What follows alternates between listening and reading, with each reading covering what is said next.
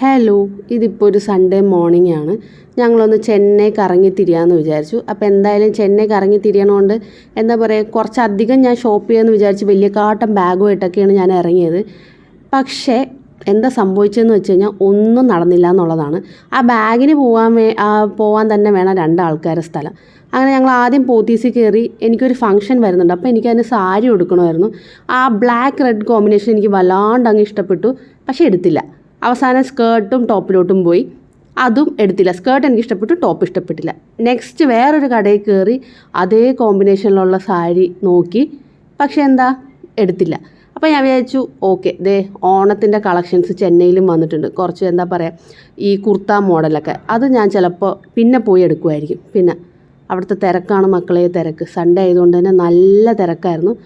പിന്നെ ഞാൻ കുറച്ച് പാത്രങ്ങളൊക്കെ വാങ്ങിച്ചു. ഞാൻ പറഞ്ഞല്ലോ, ഇവിടെ എപ്പോഴും കുക്ക് ചെയ്യാൻ വേണ്ടി വലിയ അണ്ടാവേ ഉള്ളൂ. അപ്പോൾ എനിക്ക് പറ്റിയ കുറച്ച് ചെറിയ ചീനച്ചട്ടികളൊക്കെ വാങ്ങിച്ച് അവസാനം ഞങ്ങളുടെ മെയിൻ പരിപാടി ഫുഡടി, ഒരു ജ്യൂസും ദഹിപൂരിയൊക്കെ കഴിച്ച് അങ്ങനെ ഒരു ഞായറാഴ്ച അങ്ങനെ അങ്ങ് പോയി. വേറെ ഒന്നും ഞാൻ ചെയ്തില്ല. എൻ്റെ വലിയ ബാഗും കൊണ്ട് ഞാൻ അങ്ങനെ തിരിച്ചു വന്നു. ബായ്.